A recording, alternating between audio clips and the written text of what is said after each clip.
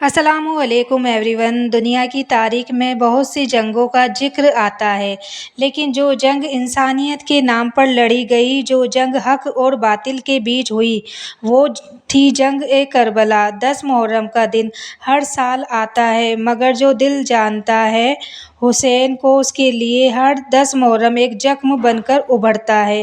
آج ہم اس واقعے کی پوری حقیقت بیان کرنے جا رہے ہیں، جسے سنتے ہی دل کانپتا ہے، روح تھر تھرا جاتی ہے اور آنکھوں سے آنسوؤں کی ندیاں بہہ نکلتی ہیں۔ حضرت حسین کا مقصد۔ یزید کے ہاتھ میں جب خلافت آئی تو اسلام کا چہرہ بگڑنے لگا۔ وہ شخص جو نشے میں ڈوبا رہتا، جو نماز سے بے پرواہ تھا، جو گناہ کو عام کر رہا تھا، اس نے خود کو رسول اللہ کا خلیفہ کہنے کا دعویٰ کیا۔ یہی نہیں، اس نے ہر مسلمان سے بیعت لینے کا حکم دیا، مگر ایک شخص تھا جس نے اس فریبی نظام کو ٹھکرا دیا، جس نے کہا، میں حسین ہوں، حق کا وارث ہوں، ایسے فاسق اور عالم کی بیعت نہیں کروں گا۔ مدینہ سے مکہ پھر کربلا تک کا سفر۔ حضرت حسین مدینہ سے مکہ گئے۔ وہاں لاکھوں حاجیوں کے بیچ میں بھی انہیں یزید کے بھیجے ہوئے قاتلوں سے خطرہ تھا۔ حج کو عمرہ میں تبدیل کر دیا، کیونکہ انہیں ڈر تھا کہ کہیں ان کا خون کعبہ میں نہ بہا دیا جائے۔ پھر ارادہ کیا کہ کوفہ جائیں، جہاں کے لوگوں نے خط لکھے تھے، حسین آپ آئیں، ہم آپ کے ساتھ ہیں۔ لیکن افسوس، وہ خط صرف دھوکے تھے۔ مکہ سے کربلا تک کا سفر آسان نہ تھا، وہ سفر تھا درد، تکلیف اور شہادت کی طرف۔ کربلا کا میدان۔ 2 محرم کو حضرت حسین اور ان کا قافلہ کربلا پہنچا۔ وہاں ایک ویران میدان تھا، نہ درخت، نہ پانی، نہ سایہ۔ ادھر یزید کی فوج نے کربلا کو چاروں طرف سے گھیر لیا، پانی تک پہنچنے کی اجازت نہ دی گئی۔ چھوٹے چھوٹے معصوم بچے پیاس سے تڑپ رہے تھے۔ 7 محرم کو پانی بند کر دیا گیا۔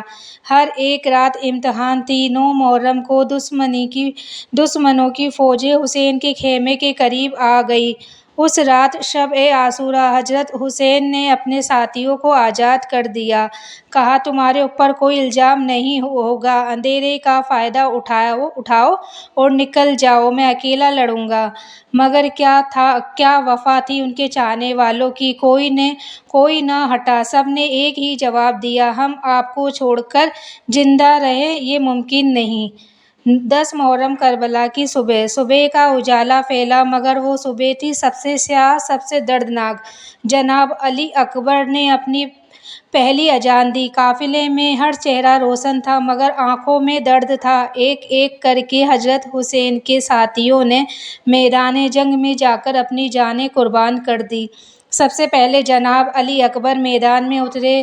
حسین کا جوان بیٹا، جو بالکل رسول اللہ کی شکل میں تھا، اس نے جنگ کی اور پیاسا شہید ہوا۔ جب لاش لائی گئی تو ایک باپ نے اپنے جوان بیٹے کے جسم سے لپٹ گیا، کہنے لگا، اے بیٹا، تو تو گیا تو میرا دل بھی چلا گیا۔ جناب قاسم اور محمد کی قربانی۔ پھر جناب قاسم، جو صرف 13 سال کے تھے، میدان میں گئے۔ حضرت حسن کے بیٹے، حضرت حسین کے بھتیجے، انہوں نے کہا، چاچا، کیا مجھ سے جہاد کا حق نہیں ہے؟ اور پھر انہوں نے بھی اپنا لہو پیش کر دیا۔ پھر زینب کے 2 لال، اون اور محمد، جو عباس کی گود میں کھیلے تھے، انہوں نے بھی اپنی گردن پیش کر دی۔ عباس کا عالم اور ان کا وقار۔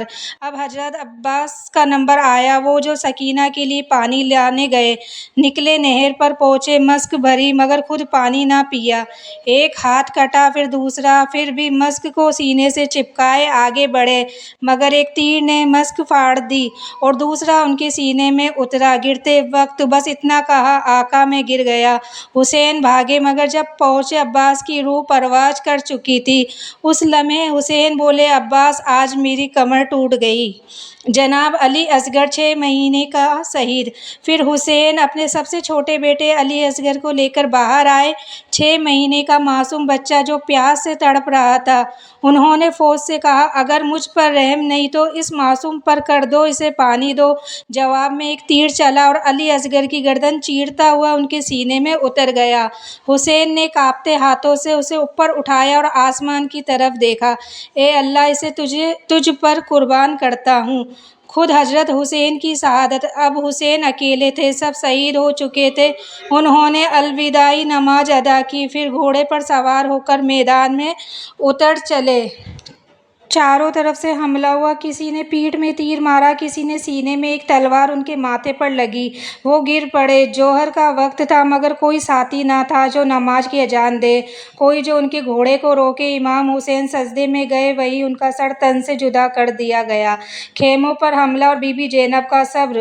اس کے بعد یزید کی فوج نے خیموں پر حملہ کیا، عورتوں کے نقاب کھینچے گئے، بچوں کو مارا گیا، آگ لگا دی گئی۔ بی بی زینب جس نے اپنے لال، اپنے بھائی، اپنے بھتیجے کھوئے، اب اس امت کی امانت کو بچا رہی تھی۔ قید اور دربار یزید۔ انہیں قید کر کے کوفہ اور پھر شام لے جایا گیا، مگر بی بی زینب، امام زین العابدین بیمار تھے، مگر پھر بھی سر جھکنے نہیں دیا۔ دربار یزید میں بی بی زینب نے جو خطبہ دیا وہ آج تک حق کا پیغام ہے۔ آج کا پیغام، آج اگر ہم حسین کو یاد کرتے ہیں تو صرف ماتم کے لیے نہیں بلکہ اس ہمت، اس جذبے اور اس حق کے لیے کرتے ہیں۔